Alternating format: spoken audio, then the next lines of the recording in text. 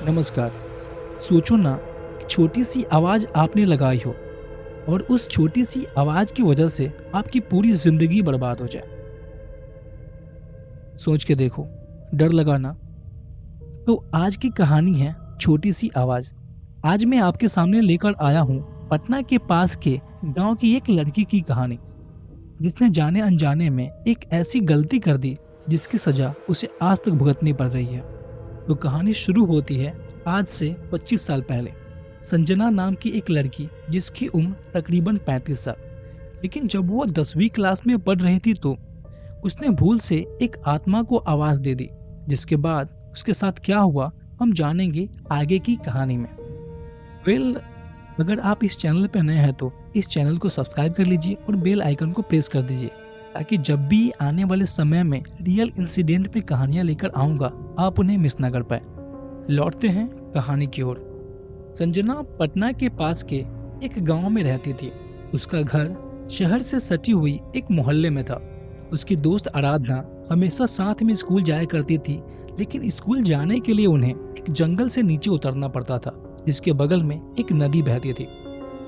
उस जंगल से नीचे उतरने के दो रास्ते थे।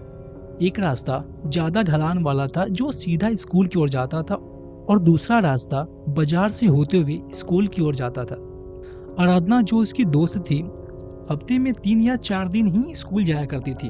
और एक ऐसे ही दिन जिस दिन आराधना स्कूल नहीं गई थी, उस दिन संजना स्कूल से अकेले वापस आ रही थी।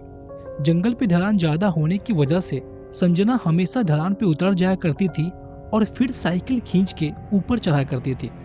लेकिन उस दिन जब संजना ऊपर चढ़ी तो उसने देखा कि उसकी दोस्त आराधना बाजार के रास्ते से घर की ओर काफी आगे बढ़ चुकी थी। उसने देखा कि आराधना के पीछे एक औरत की आकृति बन रही थी।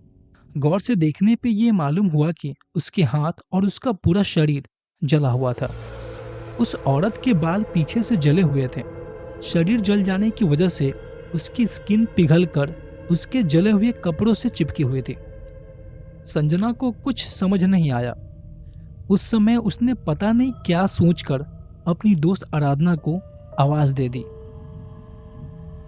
बस इतनी सी गलती थी उसकी। अब कहते हैं ना, जब कोई भूत प्रेत आपके पीछे हो तो पीछे मुड़कर नहीं देखना चाहिए। ऐसा करने से शायद वो भूत प्रेत आपके साथ आ जाते हैं। आराधना ने जब पीछे मुड़ के देखा तो उसके पीछे कोई भी नहीं था, लेकिन संजना को वो औरत वहीं खड़ी दिख रही थी। उस औरत ने एक झटके से मुड़कर संजना की ओर देखा। जैसे ही उस औरत ने संजना की ओर देखा, डर के मारे संजना के हाथ से साइकिल छूट गया। इससे पहले संजना कुछ कर पाती, उस औरत संजना के एकदम पीछे आके खड़ी हो गई। संजना भागती उससे पहले उसने संजना को लातों से पकड़ा और हवा में उठाकर नीचे पटक दिया। संजना ने हिम्मत जुटाकर फिर भागने की कोशिश की, लेकिन उसने संजना को घसीटकर पीछे लाया और फिर से हवा में उठाकर नीचे पटक दिया। यह सब होते हुए आराधना देख रही थी, लेकिन आराधना को सिर्फ संजना ही दिख रही थी, जो अपने आप घसीटकर पीछे जाती, फिर हवा में उड़कर जमीन पर गिर जाती।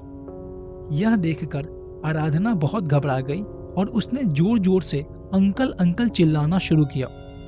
क्योंकि संजना का घर पास में ही था तो उसके फादर दौड़ के बाहर आए। जब उसके पापा बाहर आए तो उन्होंने भी वही देखा जो आराधना देख रही थी। कुछ हिम्मत जुटा संजना भागने की कोशिश करती और फिर पीछे से कोई उसे खींचता, हवा में उठाकर नीचे पटक देता। संजना के सर में बहुत ज्यादा खून बहने लगा था और उसके चेहरे पे बहुत सी चोटें आ गई थी। यह देखकर उसके पापा से रुका नहीं गया। वो दौड़ के संजना की ओर गए और उसका हाथ पकड़ के संजना को घर लेकर आए।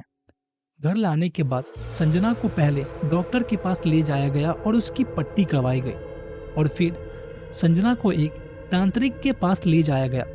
उस तांत्रिक और मोहल्ले वालों ने बताया कि यह औरत पास के एक छोटे से घर में अपने बहू और अपने बेटे के साथ रहती थी।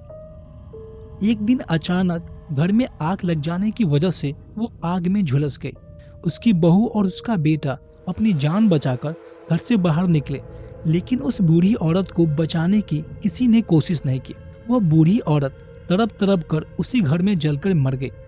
उस औरत को पहले भी बहुत से लोगों ने देखा, लेकिन जब जब किसी को वो औरत दिखाई देती थी तब वो अपनी नजरें झुका लेता था और भागकर घर चला आता था। लेकिन संजना ने शायद उस औरत को टोका, इसीलिए उस औरत ने संजना के साथ ऐसा किया। लेकिन घर ले जाने के बाद भी उस औरत ने संजना का पीछा नहीं छोड़ा। बाबा ने संजना को एक ताबीज दिया और उसके बाद संजना को घर लेके आया गया। लेकिन इस इंसिडेंट के 1 साल तक उस बूढ़ी औरत की आत्मा ने संजना का पीछा नहीं छोड़ा। संजना जब भी अपने कमरे में सोने जाती थी तो वो औरत उसके गेट के पास खड़ी हुई दिखाई देती थी। शायद वो तबीज ही कारण था कि वो संजना को कुछ नहीं कर पा रही थी। उस समय के घरों में बाहर हॉल के ऊपर एक लोहे का जाल बनता था।